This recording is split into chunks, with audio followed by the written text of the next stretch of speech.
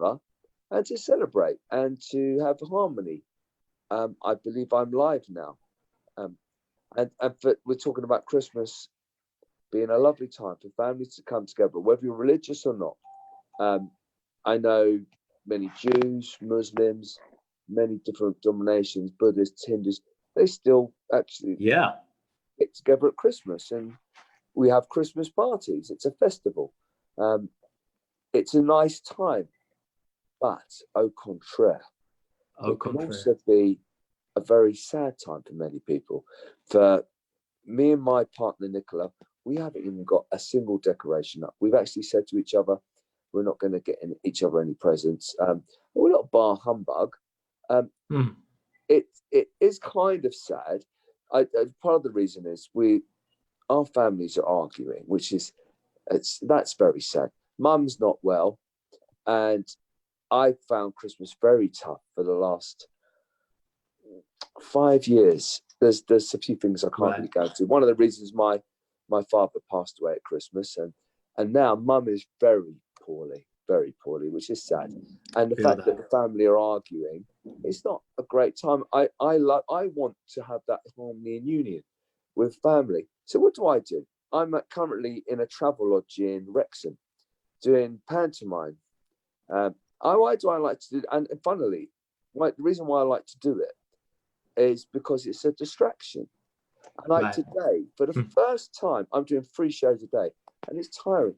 I've talked many times about it can be actually monotonous and boring. You're doing the same lines 3 times a day. It's like a meditation for me. It distracts me, and I zone out. But today, for the first time, I actually got, I don't know if it was the Christmas cheer. You could call it the Christmas cheer. I felt happy, and I felt inner contentment.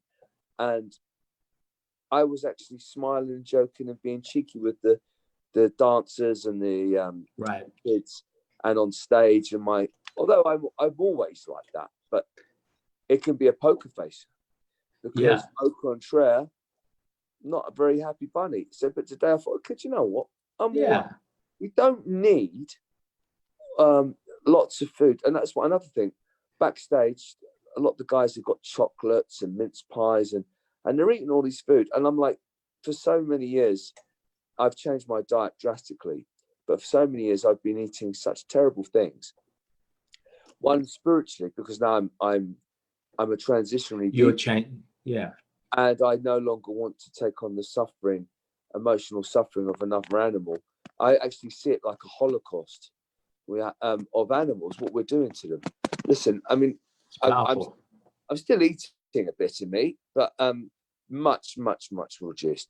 And more than anything, the big drug, and I call it a drug, that I had from a little kid, sugar. So much sugar at Christmas. And I mean, I had a few chocolates, and I felt it was nice. It's so addictive. I've never tried crack, but I mean, I'm a chocolate crackhead. If it comes to, I had a bit of chocolate. I was like, give me some more. And I felt a bit horrible afterwards, and my energy went up and down. And I noticed people around in my cast, they're all eating it, and a few of them are sort of like, no, I'm feeling a bit rotten now, because it gives you a sharp spike and then a down. So it's funny. One of the big celebrations we have, we look at other people, all of the things they don't have, we don't have, and we compare ourselves, which is sad. Massively. And I think that's... And then another thing, we get together and like we gorge ourselves so much, and it's like, come on, eat some more and drink, and that. Absolutely. If you really want to do that, I'm okay with that. But for me, I no longer want to do those things. So weirdly, Christmas is for me I'm trying to have that Christmas spirit 364 days a year. That's beautiful. It's so why I've talked a lot. I've not been feeling happy. Actually, the reason why we're doing this today is because I've been feeling a bit bar humbug, like a miserable old geezer. Not a single Christmas decoration up. I've not been feeling cheery. Normally, when I do pantomimes, I'm being more cheery with the kids, and I've been hardly saying anything. And I'm not wanting to come out and have pictures with people because I'll just do the job and go home. Today, I finally thought something in me clicked on. I thought, do you know what? It's not about having to be perfect. It's just about having that inner joy and inner light and inner Christmas so true, man, inside yourself. And just if you can be a bit happy, everything. And I'm also nothing religious here. I'm not getting all Christian, but I'm like, I've started to think, hang on, maybe I should just try and make an effort with my family. There's been some horrible things said, and that's very sad. And I don't know if that's to do with obviously, Christmas is Christ. Whether you believe in Jesus or not, ultimately, it's about forgiveness and letting go and family and harmony, raising vibration. So absolutely. if I can do that with my family, and I'm thinking, do you know what? Maybe I should just try my best. And it's sad because I think they're not going to want to respond. But do I try? I think we do try. I think I'm of the firm belief that we should try. And for all the years, and I've lived through, 45, 48, 47 years of Christmas. And in those years, I've seen many Christmases, I've experienced many Christmases, which have been bar humbug, which have been disappointing. I also lost my dad, and I remember it was a dark time. Didn't celebrate Christmas for a few years. But you know what? It goes back to the spirit of Christmas. And the spirit of Christmas has to transcend religion. It has to transcend race, and it has to transcend political agenda. Especially, we just had the election recently.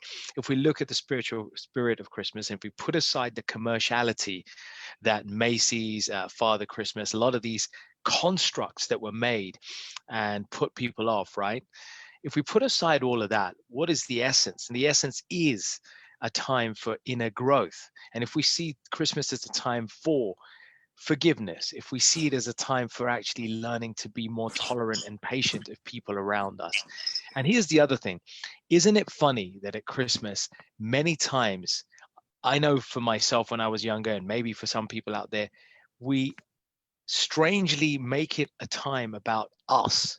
We make it all about us and about taking, right? Taking the mince pies, taking in the fun, enjoying the party, taking in the company. It's all about kind of taking, not saying anything wrong with taking, by the way, but it becomes an imbalance when it's more about the taking and less about the giving. And if we're giving, why should giving stop at giving a present? Surely the best kind of giving is forgiving. And not just forgiving other people, forgiving us. Yeah. That's wonderful. Absolutely wonderful. And I think that here's something, right? We've got family members that we may not always get on with, right? And so this is why we're talking about this on this live. We're talking about how we can reduce the drama. How can we have a low drama Christmas this year? Well, folks, it starts by reminding ourselves that we have a responsibility. And I'm going to break that word down. And this is going to feature as a thing. I say this so often with my coaching clients. I don't care whether they're the executives or whether they're, musicians or all kinds and everything in between. We all have a responsibility. And I teach them responsibility is made up of two words, responsibility. So when we start to blame other family members and other friends, or we start to hold those grudges and we start to push outwards and blame other people, we're actually putting ourselves in a victim mindset. Yes. And actually what we're doing is we're programming our subconscious to remain a victim rather than a victor. A victor doesn't shed responsibility. A victor doesn't lay blame. A victor makes sure that the buck stops with him or her. It's our responsibility.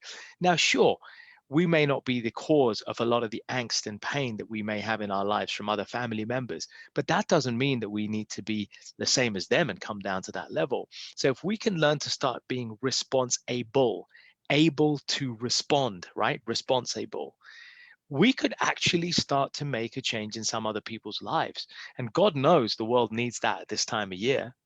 What do you think? Do you know what? I was pondering this morning. Mate, before I had this epiphany later on, I was walking around.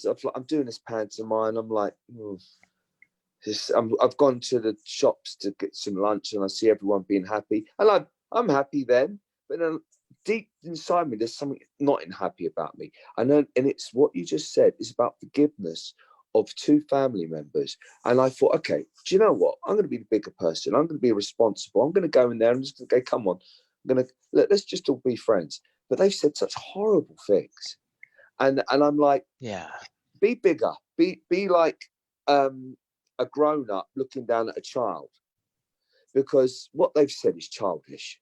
We're really. It's not. It's extremely nasty, and these are the sort of things that cause wars and hate. And you can see how they carry on and on and on. People don't let go of something somebody said. For it's me and my partner Nicola. We have massive arguments. We love each other dearly, but I don't know if you and Sneha have arguments. But you forgive each other very quickly. You might scream and shout and swear a swear word, but why is it when it's someone like a family member or a friend, you can sometimes hold on to that a little bit more? Because the relationship is dearer, right? The relationship is closer, it's tighter. There's more emotional investment. The more emotionally involved, the more investment you have in a relationship, the more likely you're going to hold on to that hurt, and the more likely it's going to sting you more, right? This is the thing. Au contraire. I tell you why. Because Nicola, she's the closest person I am. Well, there's one other person, but I won't talk about her. Well, my child, I can say that. But I could forgive them. And I love my family members implicitly. Of course. I would be able to override that. It would hurt me. It does hurt me, but I can forgive it. But why is that? I can forgive if we're friends, for instance, I'm not as emotionally involved with them. I think you said in the Indian culture, there's different types of friends. Yes.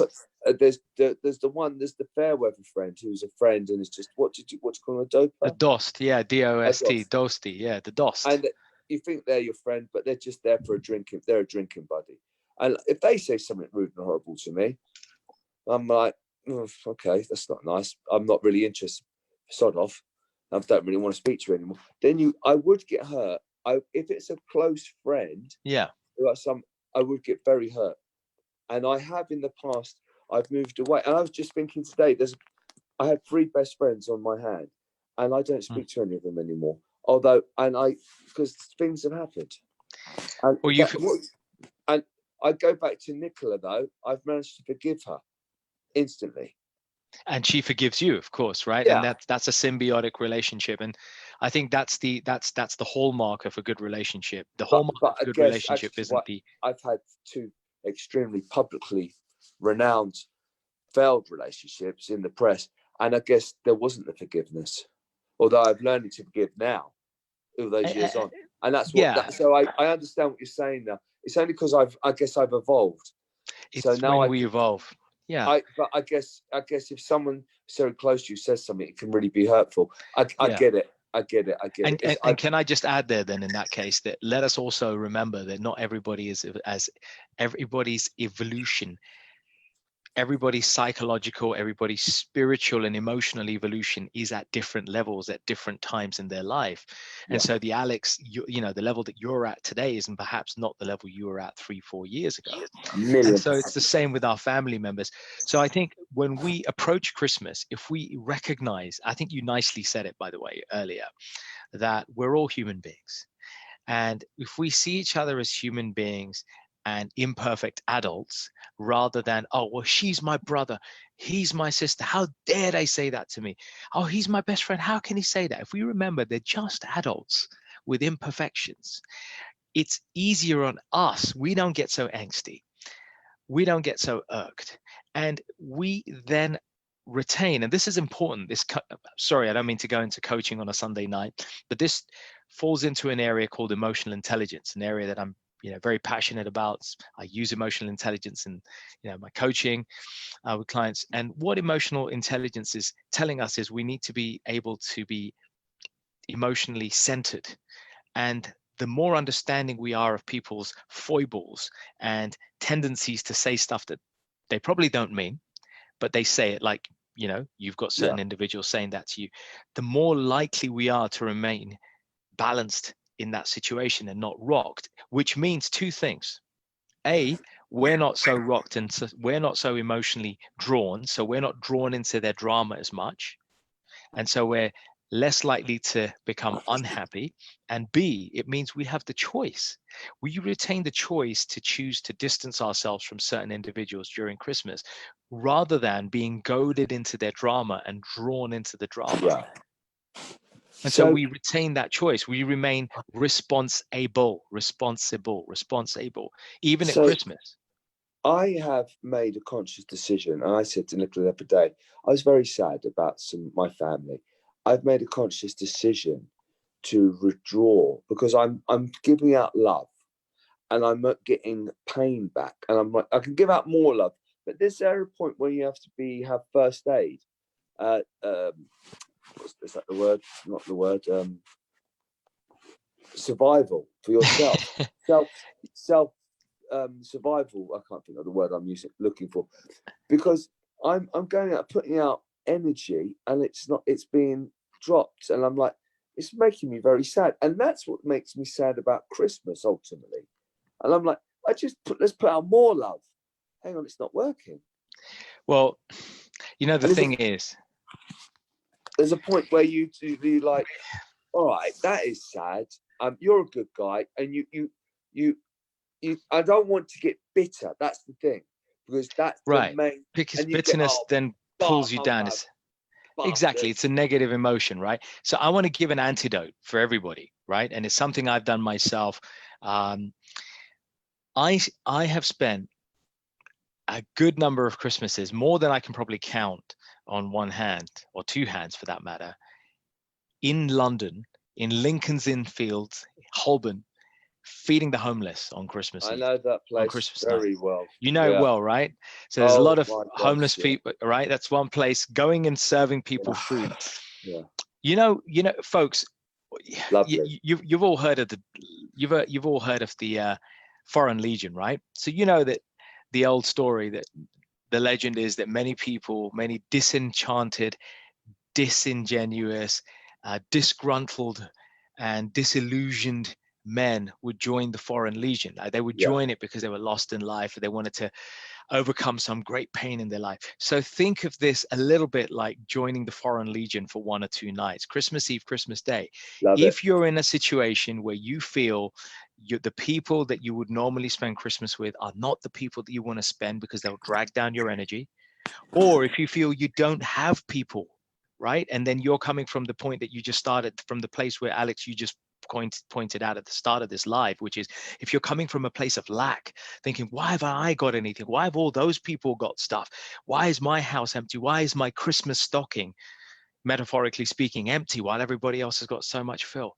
Guess what? The best antidote can be to just go out and do something for others. 1,000,000%. And that's why I do pantomime. Right. Massive, it's not the tickets aren't mega expensive. It's not to be disparaging to upper class, but I would say it's more working class, middle class.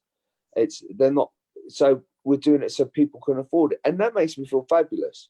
That's amazing, man. It's but going back to self-survival, sometimes, unfortunately, do you have to kind of self-preservation, right? I know that's what you were looking for, right? Self-preservation.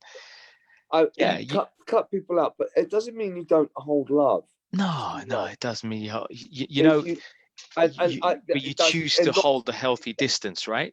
And that's the thing I've learned, which is the trickiest thing, because I want one person I want to punch on the nose, and I'm like, no, that's not. You don't really want to punch him on the nose. He's not. Forgive him, Father, for he knows not what he does. He's like, he's being stupid. I can see he's depressed. He's got pain, and I'm like, he's being very rude and nasty to me. And I'm like, but I'm being shown nothing but love. And I think, I think it's in those situations where it's those situations where our self-preservation. Remember, folks, this this session that Alex and I are doing is not some sort of let's all join hands and sing Kumbaya and everything's rosy. That's not what we're saying. This session is about being practical, but looking at things from a more mature and evolved way. That's always what we do on every single live. That's our mission here. If there was a mission, Alex, I think that's a fair thing. We're here to help each other and us and all of you and all of us to evolve progressively, incrementally, day by day, week by week, one by one. This is not about perfection. It's about evolution, evolving ourselves. And that means part of that means learning the ability to decide where we need to go into self-preservation mode and protect ourselves from certain people that we don't want to be around, and where we want to go and inject ourselves deliberately because we can't extricate ourselves or we can't cut loose, and forgive. And I want to use this analogy of a knife. I got this knife here. See, you could stab somebody with this knife, right? Somebody that you really don't like, and you can just go to war with somebody at Christmas, right? Or you can use the same knife and you can just cut that attachment. You can just detach yourself. You can use the knife to just cut the cord of attachment, psychological attachment. Choose to keep your distance. So you can go into self-preservation or you can go into annihilation. But if you're going to go into annihilation, if you're going to go into a war of words or a fisticuffs or a virtual fisticuffs with somebody this Christmas, remember the old Chinese saying before you do it. If you're going to take revenge, dig 2 graves, one for you, one for the other person, and one for you.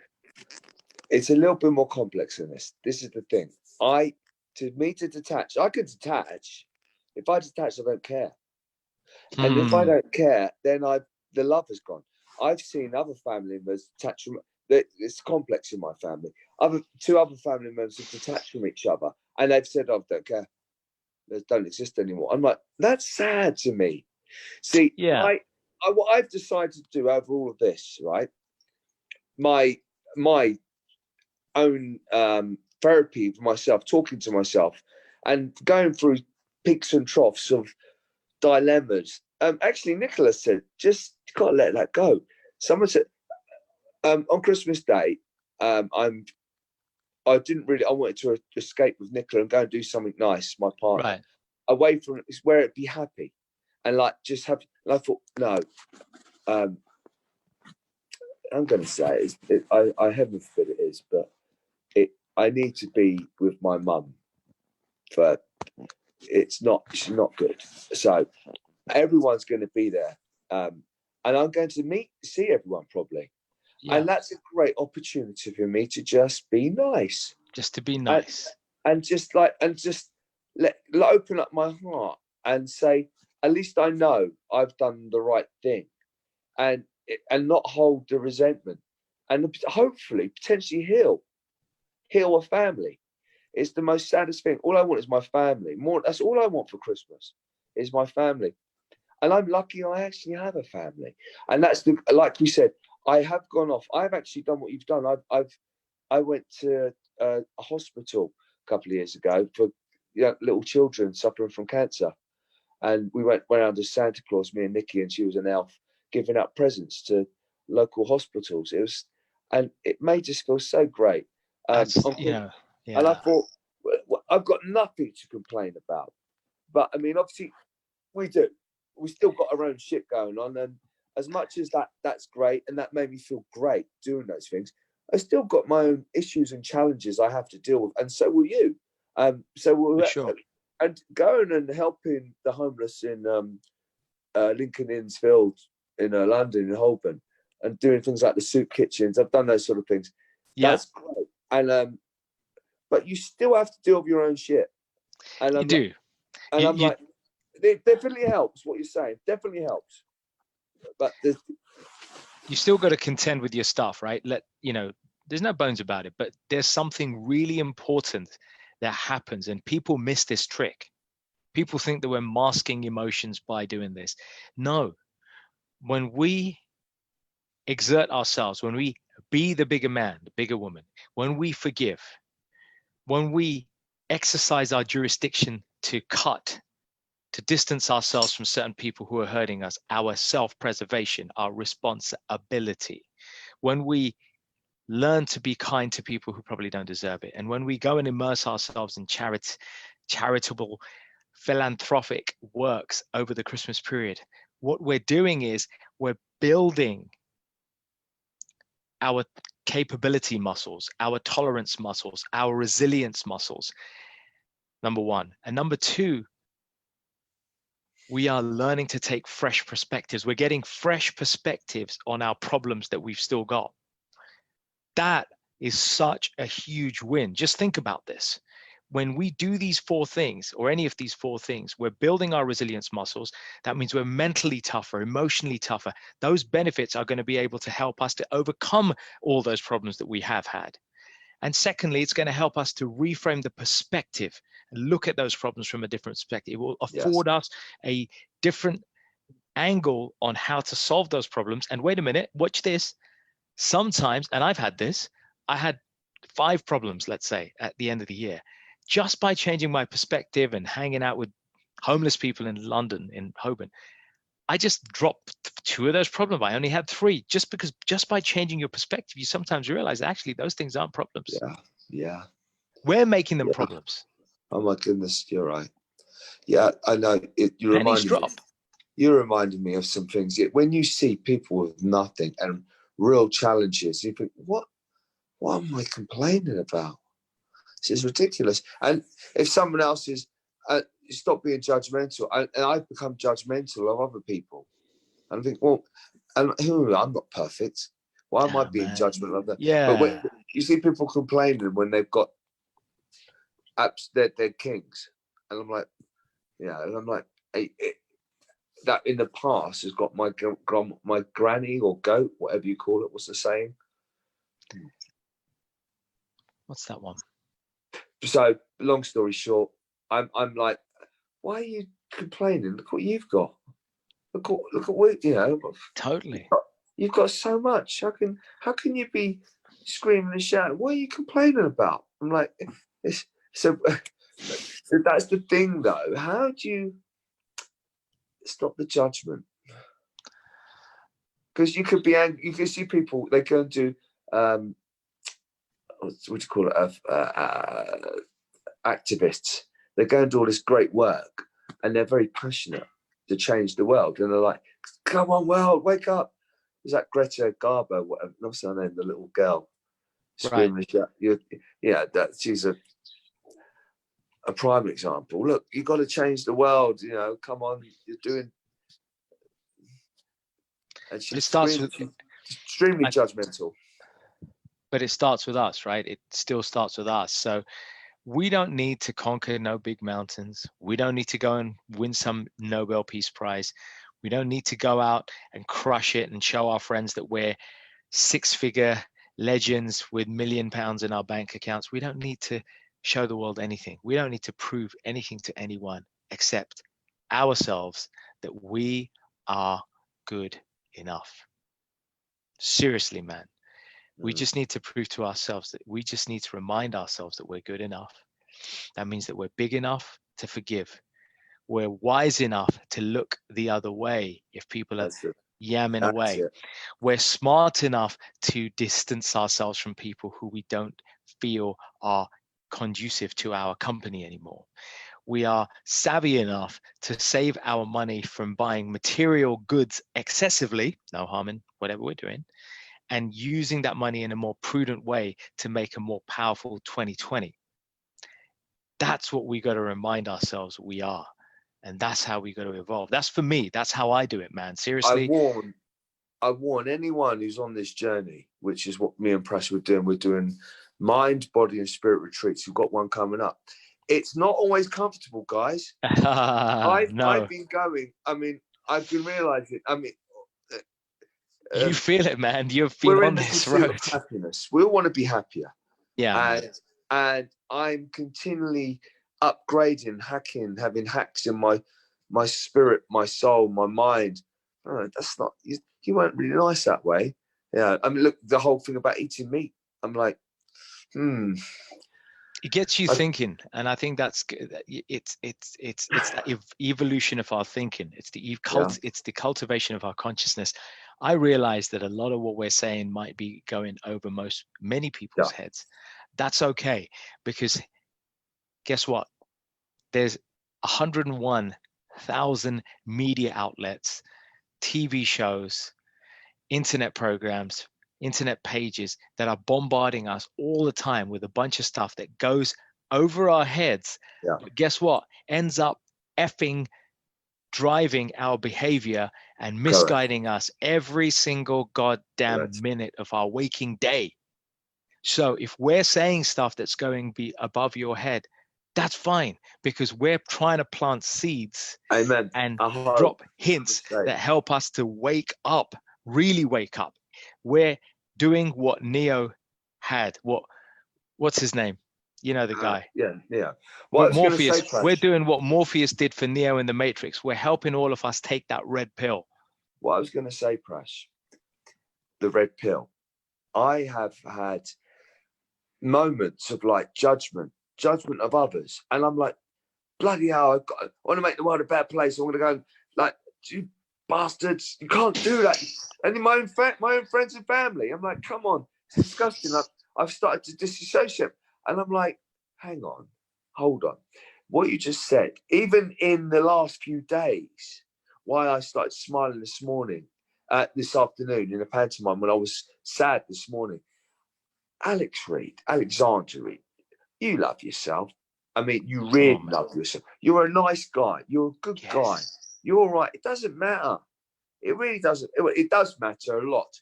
But ultimately, forgive. What's the prayer? Forgive them for they do. Forgive them for they know not what they have done. Not that one. Give me the strength to change the things I can. Oh yes, the Serenity Prayer, right? Of Saint Francis of Assisi. Father, give me the strength to change the things that I can, the wisdom, accept the things that I can't, and the wisdom to know the difference between the two. And there is some pain, because when you want to change people, people you love more than anything. Imagine, let's think of this example.